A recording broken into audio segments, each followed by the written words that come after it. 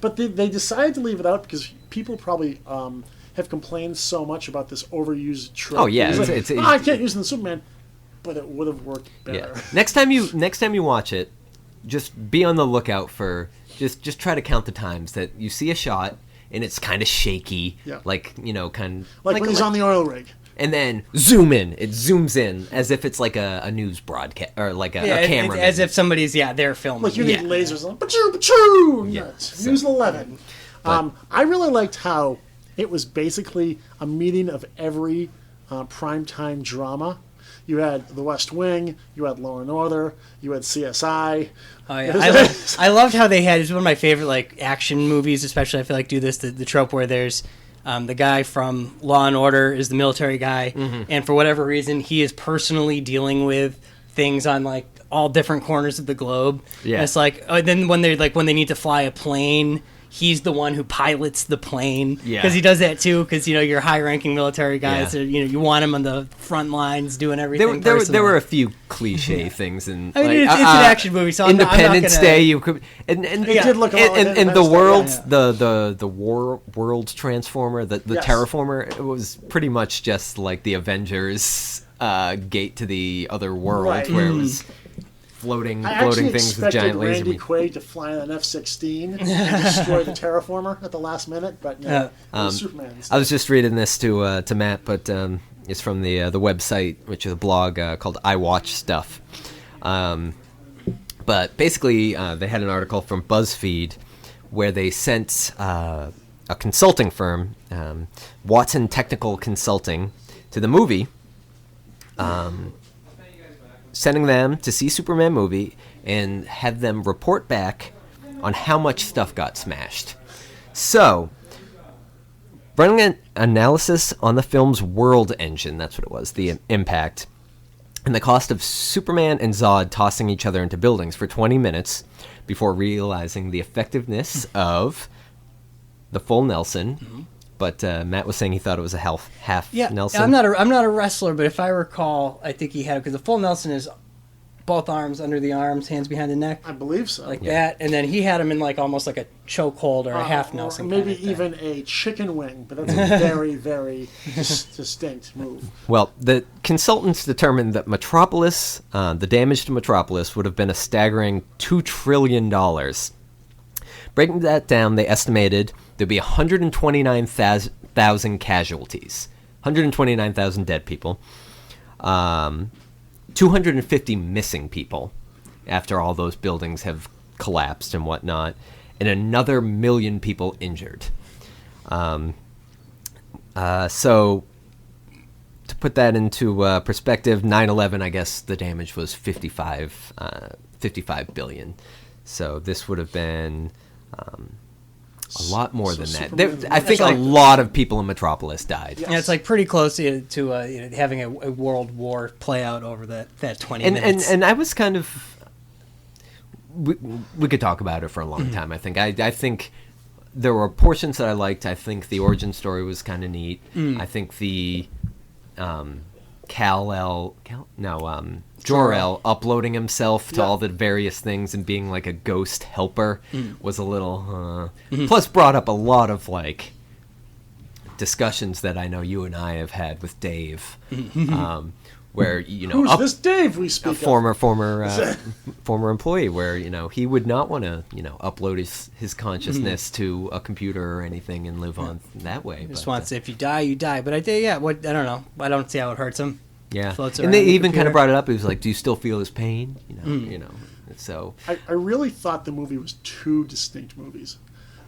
Basically, you had this art house indie cinema ensemble piece with all these different great actors. A little kid doing the Superman pose, cape flapping in the wind. And then you had Love Letter to Michael Bay. Yeah. Zack Snyder saying, I've always wanted to be Michael Bay. They did do a lot of the flashbacks, and I think a lot of the flashbacks had that, kind of sepia fuzzy tone. filtered, so, it's like, Instagram. so you know that it's a flashback Yes. that he's remembering. Yeah, the Instagram basically. Yeah. Yeah. So Basically, we're supposed to be nostalgic. Scott Snyder's the first person to film on Instagram. Yeah, there were some that were kind of like, oh yeah, American flag in the yard, and there was. I'm fine with that, but there were some cliche parts. Yeah, they're definitely right. I mean, it was an action movie, and I think that's the thing. It depends on what you're expecting from it.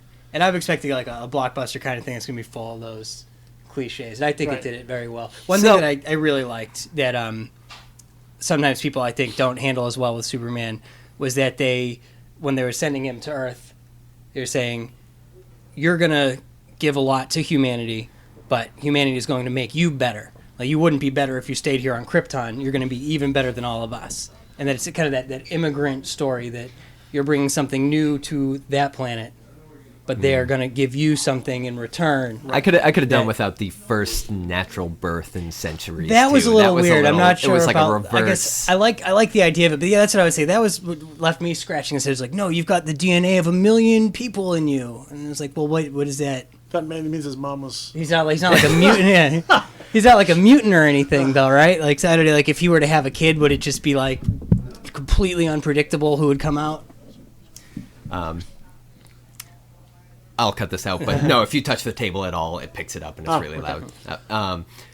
So if you've got the DNA of 1 million people, if he were to ever like have a child, could that child come out then? Million children will come out as any different, like some guy you've never seen. You think he thinks they're all born in Lois like is sleeping around like a seaweed patch. Yes. To get a little serious, because I actually did enjoy the film. I know we're kind of nitpicking it.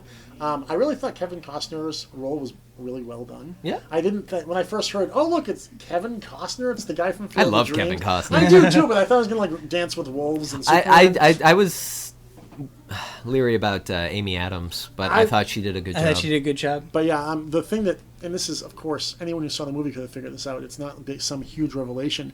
I guess I'm not sure if we're talking about the main giant spoiler at the end of the movie, but why not? Mm-hmm. Sure. Superman kills Zod in a really epic, neck-breaking scene that's just out of this world. I mean, it's like you didn't expect it. Moment of decision. Moment like of you decision. think it's one of those things where I think in an action movie the hero would come up with some preposterous way to get around. But did it. you see the situation that they put him in? Right. Zod's laser eyes were about to kill humans, innocent people, so he just twisted his head the other way so it wouldn't. But what it does is that choice, the filmmaker and Zod, of course, makes him choose. You're going to choose me, a Kryptonian. You're going to choose your new adopted family, the humans, which then ties back into an earlier scene in the movie, which was really also a really good scene, where right after Superman saves all those kids on the bus as a child, he asks his father if he should have let them die. And Kevin Costner says, maybe you should have. Yeah. So basically, maybe he should kill Zod. What do you do with the ultimate enemy who swears he's going to come back over and over again? What happened to the other one? The lady? They were sucked into the negative zone, not the Phantom Zone. So the they Phantom went Zone back. had closed at that point. So it's not like Superman could just like, I could kill you, or I'll just throw you into the giant glowing thing in the sky. Yeah. He didn't really have a choice at that point. And very similar to Avengers. Well, like when Tony Stark went up into the. Oh, speaking of, we'll mention this quickly. I just mentioned it to Matt before we were recording, but Robert Downey Jr. will be in the next two Avengers. Really? I guess Marvel or whatever the movie companies decided to pay him whatever ridiculous amount of money he wanted. I'm not sure if you guys saw this thing online. It was a really great thing. Some Make-A-Wish Foundation or some kid was. They wanted to meet. They I wanted see to meet that. Iron Man. So Robert Downey Jr. shows up. Robert Downey Jr., of course, does not look like Tony Stark all the time. He's kind of graying and a little peaked, and the kid started bawling uncontrollably. Yeah, well, he also wasn't wearing an Iron Man so suit. he didn't know what it was. It was great. They couldn't take out one of those jet packs that they use in the Super Bowls sometimes. Let's wrap this up. Sure. Matt, you recommend seeing it? I highly recommend seeing it. I would recommend seeing it. I would recommend wait for the cheap night at the movie theater. I would say go see it. See it in the theater. It's a kind of a movie that I think is going to. I would say have don't a see impact. it if you have fear of heights, especially in IMAX or 3D. I did not see it in 3D. I don't think I could handle it in 3D. I saw it in 3D. It was nauseating. pretty subtle. I don't think it was too attack. There wasn't a lot of like stick pointing at the screen. Exactly. Yeah. And Chad, you I'd definitely recommend it? I'd actually give it high marks. like I said, except for the whole gratuitous, let's destroy everything that moves. That was a bit much. Oh, well, that's another thing I'll quickly throw out is you get desensitized to two indestructible people punching each other. And it's like, yep, you went into another building, another building, another building, and no one's there's a gas getting... main and exploded, and you're both fine. Like, no one's getting hurt, Right. except for, like... All the innocent bystanders. Literally, there's I a giant building. They throw Superman into it, and it collapses. So it's I like, want to it go doesn't ahead hurt Superman. and but throw out there it this real quick was watching the movie that got me confused. I would just throw it out there that at one point Superman's fighting Zod, and all of a sudden, like the extra powers, like the X-ray vision and things, kick in, and Zod's all disoriented, and Superman's like, "Aha, that happened to me when I was a kid, and I learned to deal with it by doing this." And I'm thinking, why are you explaining to him? Like, you got him. Like, this is like your one. He's on the chance, ropes. Yeah. and you're like. So yeah, throws me off too, except what you got to do is just focus on one thing. Like, for me it was my mom's voice. I guess you could use anything. Wait, go ahead and do that. And then Zod's like, oh, okay, well, I'm like a karate master, so I can figure that out. Now that you gave me a hint, like I got it. Yeah. Why would you tell him that? So, folks, if you haven't seen it, and hopefully you have, if you have been listening Yes, to because we've the spoiled last it. 10 I think minutes. we made it clear, so if we ruined the movie for you, it's your own Oh, fault. and his dog lives. Don't worry. Crypto lives. Yeah. Let us know your opinions if you saw the movie. Did you hate it? Love it? Send an email to podcast@thatsea. Before we go, I'm going to ask Chad really quick, any new toy collections or anything going out that we should be on the Nothing lookout major. The one thing that people might have missed in the last couple of months, recently I got a real large collection of action figures on card, original action figures, and they've been sitting on our 6 rows of buy two, get two shelves. They finally dwindled down, and I brought back the bags. Nice. Bags of random action figures. Sometimes they have a theme, like 90s action figures. Sometimes they they have a do theme. not. Sometimes they have a theme of, like, everyone's got a hat on. But it's fun. It's cheap. It's a great way to get fun, cool action figures. And most of those are buy two, get they're two? They're all buy two, get two free. So the bundles are, Fantastic. you get like 16 figures for $20 if you're lucky. Awesome. One quick question, Chad, for you. In a battle between Peter Venkman, Scott Pilgrim, and Storm, if they were fighting at Hogwarts, who do you think would win? Ooh, that's tough.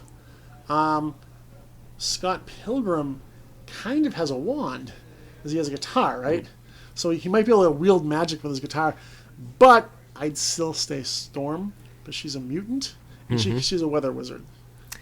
Yeah, but if you're in Hogwarts, depends where you are. You could be in the basement of Hogwarts, in the basilisk. Egon would die first, because he's science-based, and he wouldn't rely on magic if he could help it. He would refuse. Yeah, He'd I think refuse it. Venkman would be the best Ghostbuster in that situation. Yes.